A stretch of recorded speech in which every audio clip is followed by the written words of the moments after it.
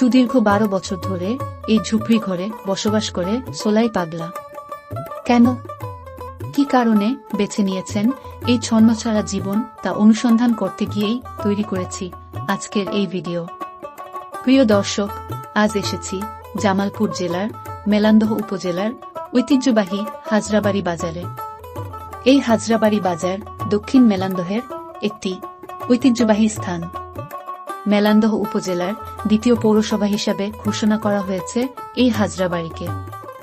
হাজরাবাড়িতে রয়েছে শত বছরের ঐতিহ্যবাহী বিদ্যাপীঠ হাজরাবাড়ি উচ্চ বিদ্যালয়।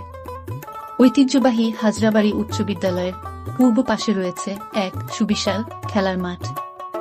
আর সেই খেলার মাঠের উত্তর পশ্চিম কোণায় এই ঝুপড়ি ঘরেই বাস করে এক সংসার ত্যাগী পাগলা।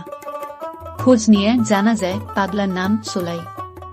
তবে সকলের নিকট সে সোলাই পাগলা নামে পরিচিত। সে হাজরাবাড়ি পৌরসভার অন্তর্গত ঢালুয়াবাড়ি গ্রামের আনার মাঝির ছেলে। সুদীর্ঘ 12 বছর ধরে এই ঝুপড়ি ঘরে বাস করে সোলাই পাগলা। চলুন দেখে আসি কি আছে সোলাই পাগলার এই ঝুপড়ি ঘরে। দেখুন কতটা মানবেতর জীবনযাপন করেও জীবন সংগ্রামে টিকে আছে এই পাগল। এটি কোনো পাগলদের আস্তানা নয়, এটি ব্যক্তি পাগল সোলাই পাগলার ঝুপড়ি ঘর।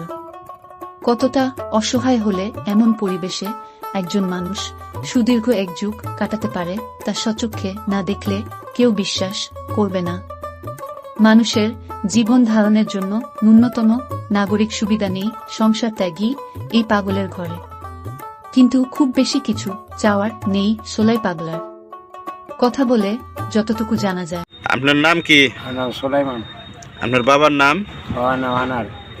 আপনার গ্রামের বাড়ি কোথায়? গ্রামের বাড়ি হলো আপনার ঢালুয়াবাড়ি। আপনার কি গ্রামে কোনো জমি জমা নাই? জমি জমা নাই আমার।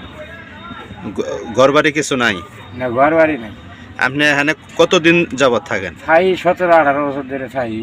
থাকতে কষ্ট হয় না? কষ্ট তো হয়, মনে করেন কর্ম করে খাই, বুঝে নাই কিছু কষ্ট না। দিন কামাই করে দিন খাই, জোড়ার হলে খাই, না জোড়া না খাই, সব কাছে এই অবস্থা। 5 পাতা টিন কেনার সময় তো জোড়ে না। সরকার জন্য একটা ঘর দিল না আমার জীবন। তো আপনার রান্না কি নিজেই করেন? রান্না তো আমি নিজেই করে খাই, চাইলে 1-1.5 কেজি করে কি নাই আমি খাই। আপনার এখন চাওয়া কি সরকারের কাছে?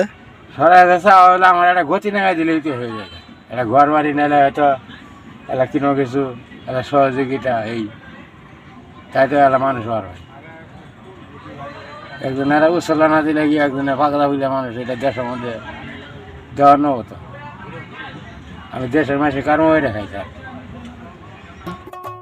এই ঝুপড়ি ঘরের পাশেই বাজারে আগত অনেকেই প্রস্রাবের কাজ সারে, যার কারণে ঘরে ঢোকা মাত্রই দুর্গন্ধের যে অস্তিত্ব পাওয়া যায়, তাতে সুস্থ মস্তিষ্কের কোনো লোক 12 বছর তো দূরের কথা 12 মিনিটও এখানে টিকতে পারবে না। এমন এক অস্বস্তিকর পরিবেশের সাথে নিজেকে মানিয়ে নিয়েছেন এই সোলাই পাগলা। সারাদিন কাগজ টুকে যা পায় দিন শেষে তা বিক্রি করে যে টাকা পায় তা দিয়ে চলে সোলাই পাগলার সংসার।